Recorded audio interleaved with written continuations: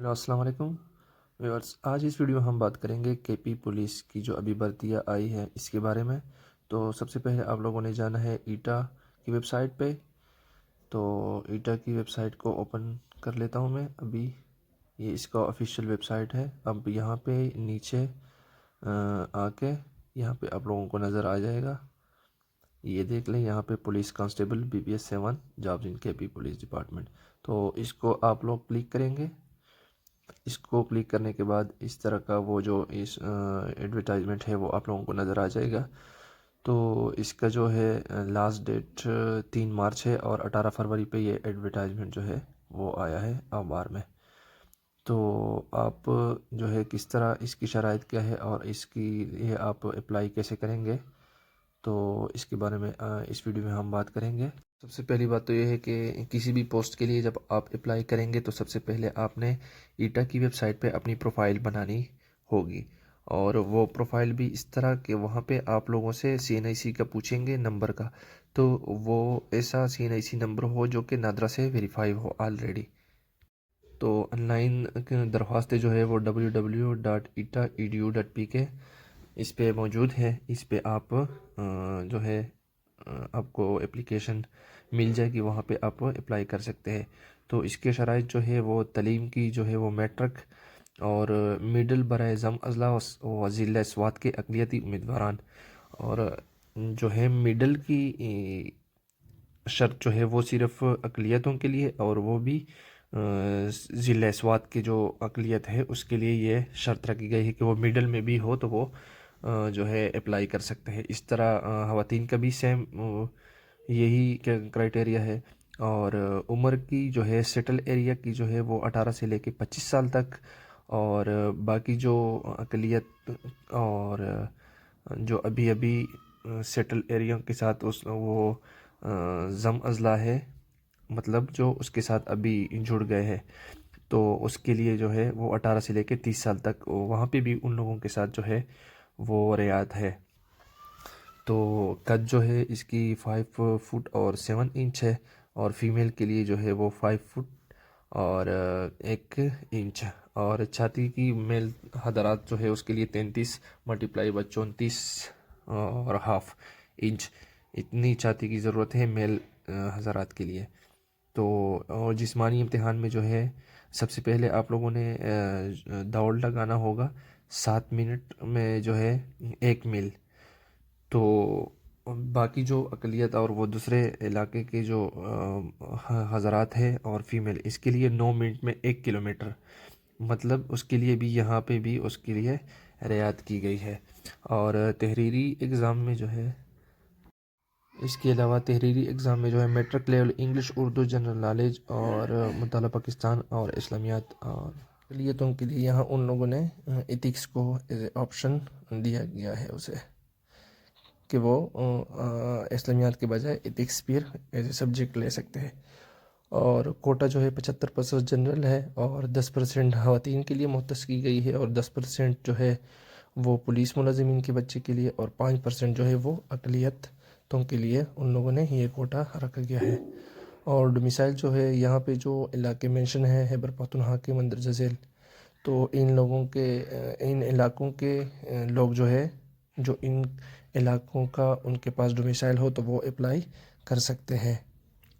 अच्छा, तो दरख्वास्त देने का तरीक़ाकार यहाँ पे उन लोगों ने बताया है। ईटा की वेबसाइट पे अपनी प्रोफाइल बनाने के बाद और फ़ीस जमा करने से पहले नादरा ई सहूलत टोकन ईटा की वेबसाइट पर प्रिंट करके किसी भी ई सहूलत फ्रेंचाइज कियासिक पर अपने शनाख्ती कार्ड जाकर अपने शनाख्ती कार्ड की नंबर की तस्दीक करें। इस तस्दीक के बाद के बगैर आप किसी भी असामी के लिए अप्लाई नहीं कर सकते।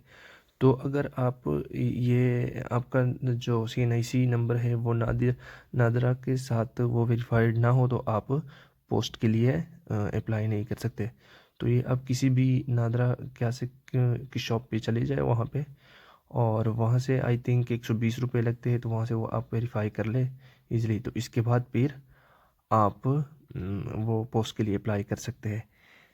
और इसके बाद जो है अपनी जब आप शनाख्ती कार्ड नंबर जो है वो वेरीफाई हो जाए, प्रोफाइल की तस्दीक के बाद फ़ीस जमा करने के लिए डिपॉज़िट स्लिप ईटा की वेबसाइट पे वेबसाइट से प्रिंट करें। फिर इसके बाद अगर आपने अप्लाई की तो इसके बाद आपका जो डिपॉज़िट स्लिप है वो आ जाएगा और किसी भी पोस्ट के लिए आप जो है वो अप्लाई कर सकते हैं। तो इसके बाद आप जो है डायरेक्टली ईज़ी पैसा और जेसकैश से भी वो 650 रुपये जमा कर सकते हैं और ये फिर पोस्ट के लिए अप्लाई है। और वो जो 120 रुपये है वो आपने अपनी CNIC जो है वो सिर्फ वेरीफाई करवानी है। तो इसके बाद ये 650 रुपये जो है ये पोस्ट के लिए आपने अप्लाई करने हैं और ये आप इजी पैसा से भी करवा सकते हैं, जेसकेट से भी, और किसी भी मतलब रिटेलर के पास चले जाए तो वो भी आपको वो करवा देगा। और इसकी तस्दीक जो है वो SMS के ज़रिए आपको वो SMS आ जाएगा कि आपने इस पोस्ट के लिए पैसे जमा किए हैं और आप इसके लिए अब अहल है।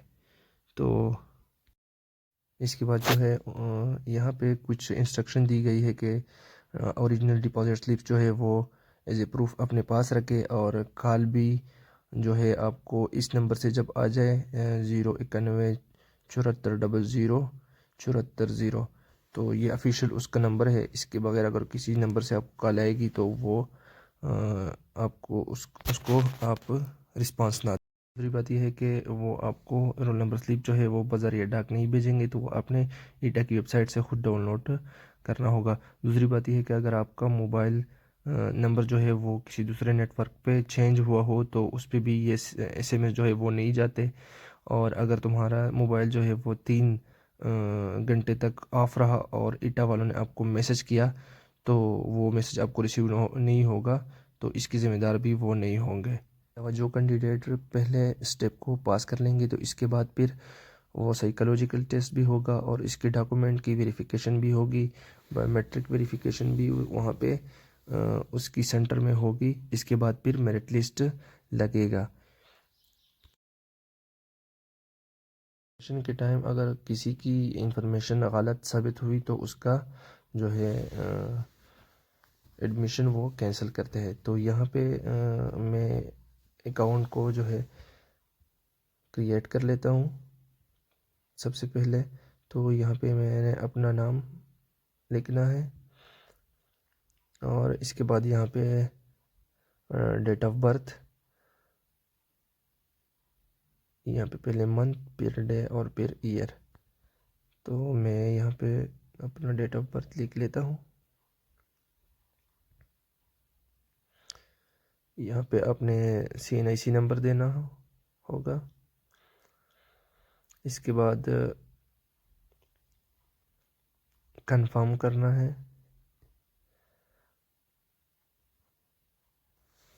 कंफर्म करने के बाद नीचे ईमेल एड्रेस देना होगा और फिर जो है मोबाइल नंबर यहाँ पे मैं दे देता हूँ।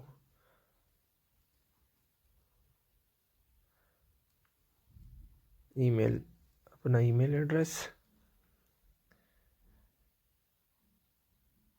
ईमेल एड्रेस के बाद यहाँ पे मैं मोबाइल नंबर मैंने दिया। इसके बाद मैंने कंफर्म कर दिया और ये मेरा अकाउंट जो है वो लॉगिन हो गया। तो मैं अपना अकाउंट जो है वो लॉगिन कर लेता हूँ।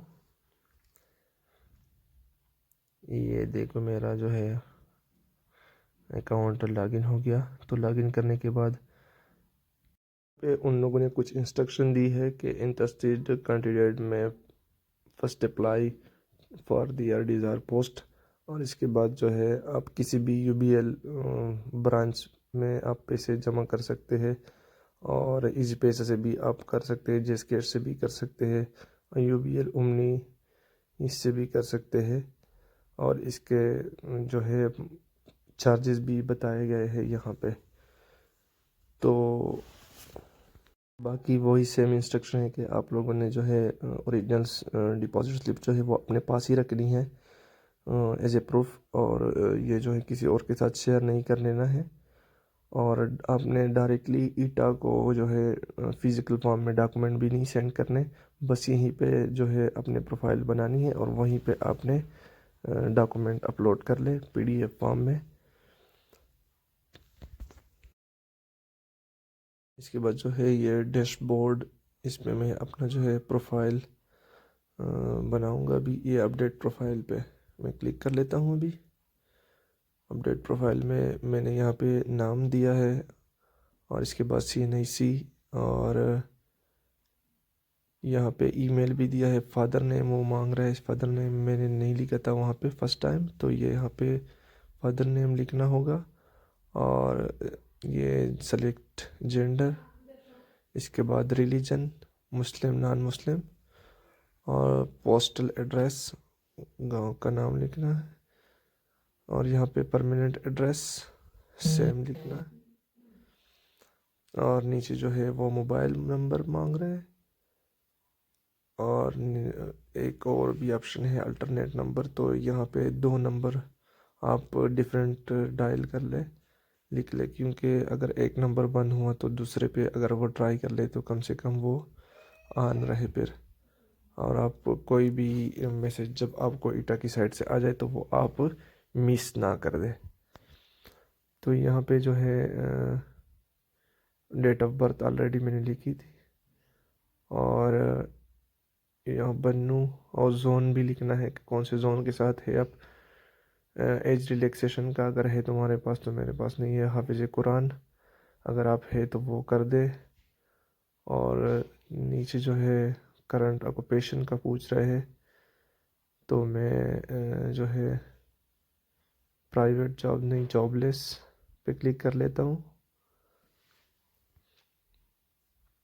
और इसके बाद हाईएस्ट क्वालिफ़िकेशन पे मैंने किया है बैचलर 16 इयर्स डिग्री, इस पे मैं क्लिक कर लेता हूँ। इसके बाद सिटी के आप कहाँ पे टेस्ट देना पसंद करेंगे, तो यहाँ पे जो है मैं बन्नू सेलेक्ट कर लेता हूँ, क्योंकि बन्नू का सेंटर है। और सेकंड जो डिज़ायर सिटीज़ है वहाँ, इस पे मैं कर लेता हूँ पेशावर, वो ऑलरेडी सेलेक्ट हो चुका है। और do you claim physical disability, अगर आप डिसेबल है तो यहाँ पे आप मेंशन कर दे, और अगर नहीं है तो मैं नहीं हूँ, तो यहाँ पे मैं नो कर लेता हूँ डिसेबिलिटी पे। और नेचर ऑफ, फिर यहाँ पे अगर डिसेबिलिटी आपने सेलेक्ट करनी है तो यहाँ पे आपने वो रीज़न और जो भी बताना भी होगा। अच्छा, मतलब कि आपके लिए एग्ज़ाम के लिए कोई बंदा चाहिए या नहीं, तो इसके लिए मैं नो कर लेता हूँ, क्योंकि मैंने डिसेबिलिटी को नो कर दिया। और फिर मैं कर लेता हूँ अपडेटेड प्रोफाइल, तो ये यहाँ पे पूछ रहे हैं, तो इसको मैंने यस अपडेट कर दिया। और यहाँ पे सक्सेस। इसके बाद जो है एजुकेशन पे क्लिक करेंगे। एजुकेशन यहाँ पे सबसे पहले आपने मैट्रिक का वो और फिर जो है इंटरमीडिएट का, और इसके बाद अगर आपने एसोसिएट डिग्री की हो तो वो, और इसके बाद फिर BS और फिर MPhil और PhD। यहाँ पे सबसे पहले मैं जो है मेट्रिकुलेशन का ऐड कर लेता हूँ। यहाँ पे रिज़ल्ट डिक्लेरेशन डेट मैं लिख लेता हूँ। यहाँ पे था 2017।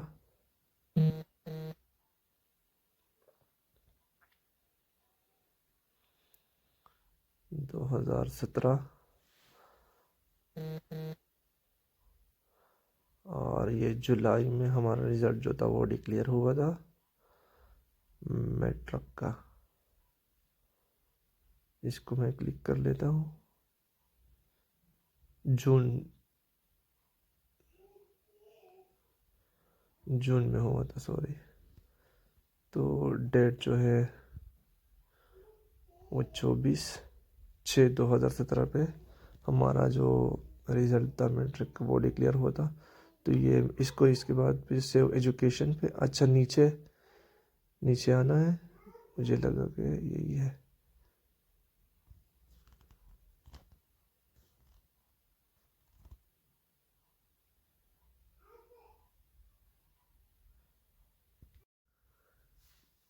नीचे आके यूनिवर्सिटी बोर्ड, जिस बोर्ड से आपने मैट्रिक पास किया हो तो मैंने BISE बन्नू से किया है।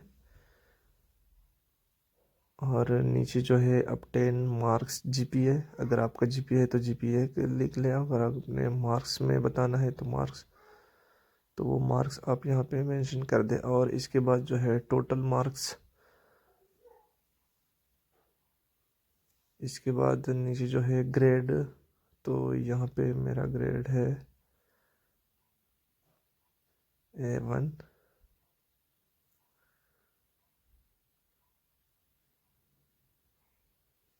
और इसको मैं फिर कर लेता हूँ सेव।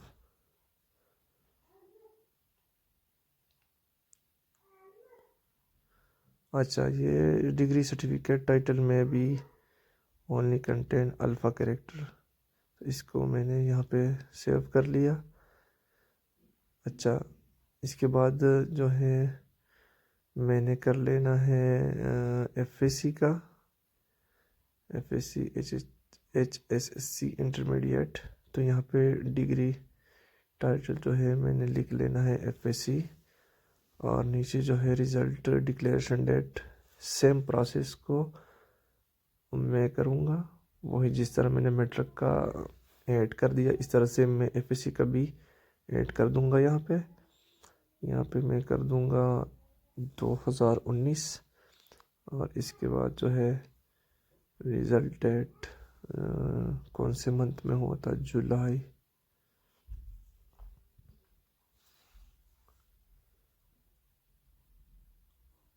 हाँ जुलाई में हुआ था कि जून में हुआ था, जुलाई। और इसके बाद फिर डेट 30। इसके बाद यूनिवर्सिटी और बोर्ड को मेंशन करना होगा, BISE बन्नू।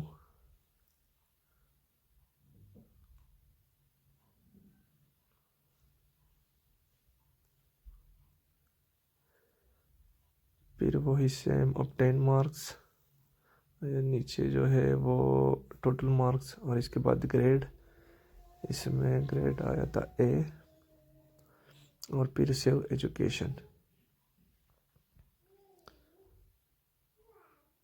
ये जब आप सेव कर लेंगे, यहाँ पे FSC,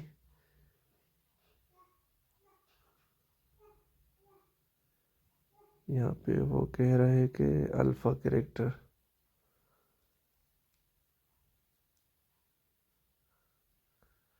तो मैंने मेडिकल कर दिया।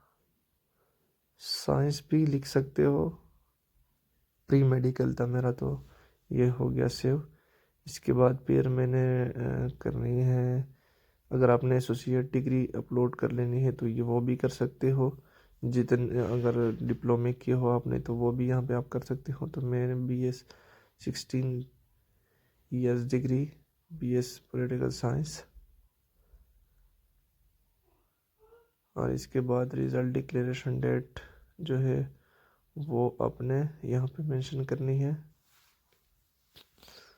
तो वो था 2023 ईयर जो है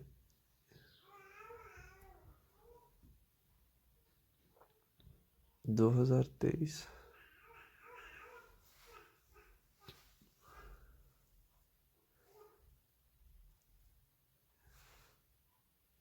सॉरी, स्लो हो गया था, लेग कर रहा था, तो ये डेट गलत लिखी गई थी।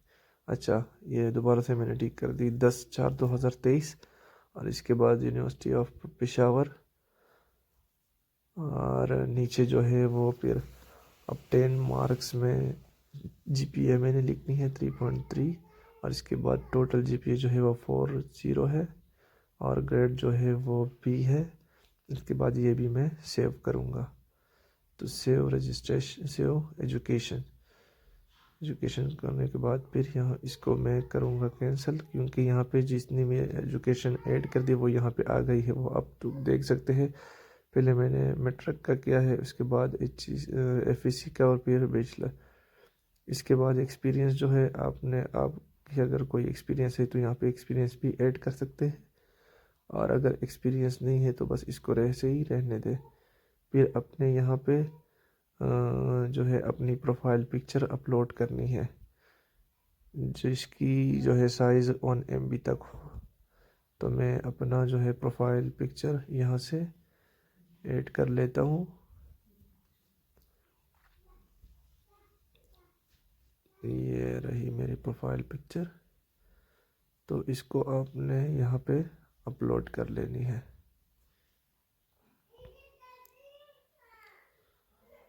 ये यहाँ पे मेरी पिक्चर जो है वो अपलोड हो गई है। इसको करने के बाद फिर यहाँ पे आप लोग अप्लाई नाउ पे क्लिक करें। फिर यहाँ पे पोस्ट नेम पुलिस कांस्टेबल, इस पे क्लिक करें। आप अगर पुलिस की सन और डॉटर हो तो यस कर दे, अगर नहीं है तो नो पे क्लिक कर दे। Instruction for verification and apply for all candidate appearing in ईटा 1 time biometric and CNIC verification, वही सेम जो मैंने पहले बताया था।